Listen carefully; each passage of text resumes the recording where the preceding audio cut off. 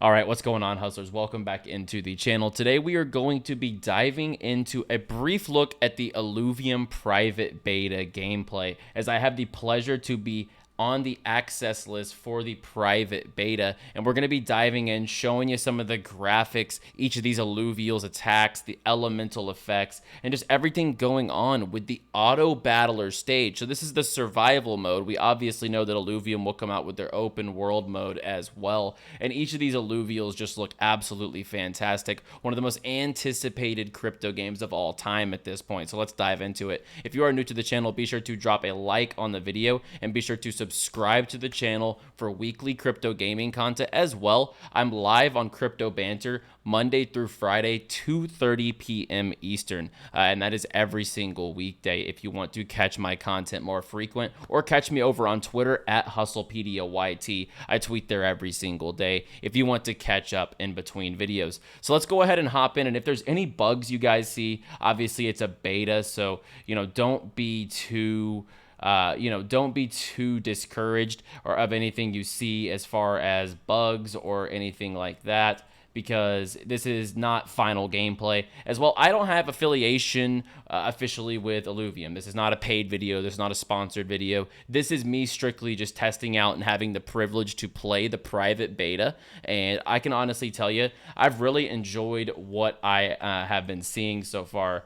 And we'll on later rounds we'll get up close visuals on some of the harder rounds and some of the harder attacks. But everything that Kieran and the team have been working on, you can tell, is really coming together here as Illuvium.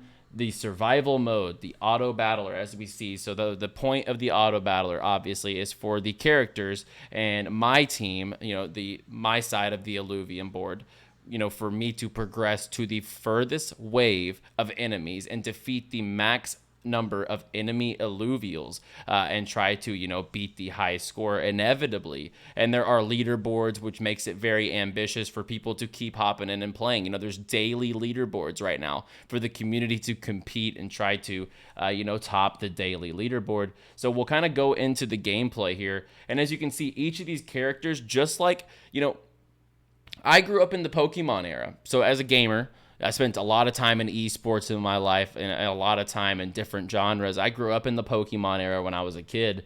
All these have elements, as you see: nature, earth, water, tempest, granite, fire. So literally all of these characters here really resonate with me because it just makes sense. I understand basically what every character should be out to do, and their strengths on the board, etc. So I've really caught on very quickly as far as trying to pair up. There's things called synergies, for example. So if you have multiple water characters on the board, it helps your team. If you have multiple fire, poison, rogue, etc. So there's such thing as these enemy synergies on the right, and there are your synergies on the left as far as your primary synergies. So you can kind of see, what they're putting together against you, and you can try to battle back against it. I'm not an Illuvium expert as far as gameplay goes.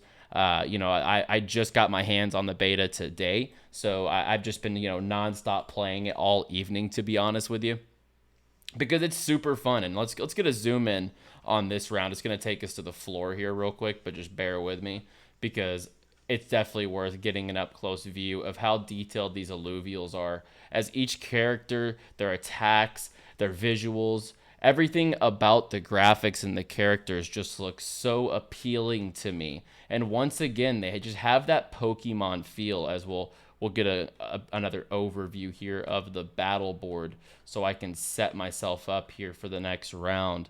And I'm not going to be able to make a move here, so we're going to just keep the same format and roll forward. And we'll kind of zoom in once again. As you can see here, when you get up close even to some of these scorpions, you can see the detail on their spines, and you can see the detail on the red alluvium, the fire alluvium here doing the spin. That is an amazing animation. And then obviously the enemy alluvial here looks absolutely insane as well. So you can just tell the amount of time that they have put in to each character, similarly to the way that Pokemon made sure that even though they aren't as detailed even as these Illuvials, but they made sure that, Charmander and Squirtle and Blastoise and all those guys became so iconic and marketable. And, these characters definitely all have that unique look and appeal and feel. And you can just tell each of them got that love and care from the team as far as the graphics go. And as far as gameplay loops, this is very, very good for gameplay loops. You want to have a loop for gameplay that keeps gamers in, that keeps them wanting more. And there's nothing better than progression-based gameplay. Whenever I talked about it on the future of crypto gaming, when I talk on the crypto banter shows all the time about how I think the future of gaming is going to be progression-based earnings, not only, but progression-based gaming in general, I think is, what everyone came up on. When you level up, when you're fighting to get to the next level, when you beat a campaign mission, or when you level up a weapon, when you level up a character, that's the type of stuff that keeps you grinding games. And this is the same thing. As you see, I'm on wave 8 of enemies, and we're not even close to the finish line, right? This is an endless battle, so I could just keep going. Every single wave that I win simply just progresses me to the next wave until I inevitably was to lose. And if you play your cards right here and pick the right Illuvials and the right strategy, you can beat the top scorer on the leaderboard. And as you can see, this is going to be a very, very fun and addicting game when it does officially launch on chain and to the masses, because of all of these reasons stated: the nostalgia from Pokemon, the gameplay loop that keeps you interested. This is right back to the nature of gaming that got everyone in love with gaming.